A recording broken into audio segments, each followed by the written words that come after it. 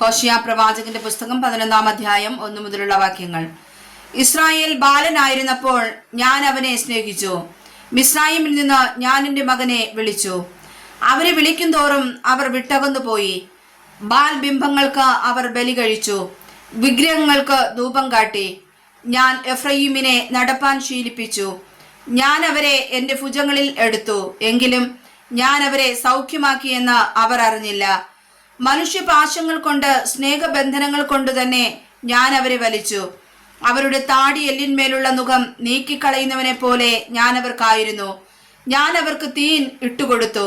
അവൻ മിസ്രയീം ദേശത്തേക്ക് മടങ്ങിപ്പോകയില്ല. എന്നാൽ മടങ്ങി വരുവാൻ അവർക്ക് മനസ്സിലായിക കൊണ്ട് അശൂര്യൻ അവന്റെ രാജാവാകും. അവരുടെ ആലോചന നിമിത്തം വാൾ അവന്റെ പട്ടണങ്ങളിന്മേൽ വീണ അവന്റെ ഓടാമ്പലുകളെ നശിപ്പിച്ച് ഒടുക്കിക്കളയും. എന്റെ ജനം എന്നെ വിട്ട് പിന്തിരിവാൻ ഒരുങ്ങിയിരിക്കുന്നു. അവരെ മേലോട്ട് വിളിച്ചാലും ആരും നിവർന്നു നിൽക്കുന്നില്ല. എഫ്രയീമേ, ഞാൻ നിന്നെ എങ്ങനെ വിട്ടുകൊടുക്കും? ഇസ്രായേലെ, ഞാൻ നിന്നെ എങ്ങനെ ഏൽപ്പിച്ചു കൊടുക്കും? ഞാൻ നിന്നെ എങ്ങനെ ആത്മയെ പോലെ ആക്കും? ഞാൻ നിന്നെ എങ്ങനെ സെബോയീമിനെ പോലെ ആക്കി തീർക്കും? എന്റെ ഹൃദയം എന്റെ ഉള്ളിൽ മറിഞ്ഞുകൊള്ളുന്നു. എന്റെ അയ്യോ ഭാവമൊക്കെയും ജ്വലിക്കുന്നു. എന്റെ ഉഗ്രകോപം ഞാൻ നടത്തുകയില്ല. ഞാൻ എഫ്രയീമിനെ വീണ്ടും നശിപ്പിക്കുകയുമില്ല. ഞാൻ മനുഷ്യനല്ല, ദൈവമത്രേ. നിന്റെ നടുവിൽ പരിശുദ്ധൻ തന്നെ. ഞാൻ ക്രോധത്തോടെ വരികയുമില്ല.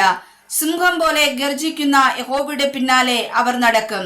അവൻ ഗർജിക്കുമ്പോൾ പടിഞ്ഞാറ് നിന്ന് മക്കൾ വിറച്ചും കൊണ്ടുവരും. അവർ മിസ്രയീമിൽ നിന്ന് ഒരു പക്ഷിയെ പോലെയും അശൂർ ദേശത്ത് നിന്ന് ഒരു പ്രാവിനെ പോലെയും വിറച്ചും കൊണ്ട് വരും.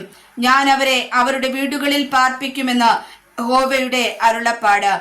എഫ്രയീം കപടം കൊണ്ടും ഇസ്രായേൽ ഗൃഹം വഞ്ചന കൊണ്ടും എന്നെ ചുറ്റിക്കൊള്ളുന്നു. യഹൂദായും ദൈവത്തോടും വിശ്വസ്തനായ പരിശുദ്ധനോടും ഇന്നും അസ്ഥിരത കാണിക്കുന്നു. വായിച്ചതായ തിരുവചനങ്ങളാൽ കർത്താവ് ഏവരെയും അനുഗ്രഹിക്കുമാറാകട്ടെ. ആമേൻ.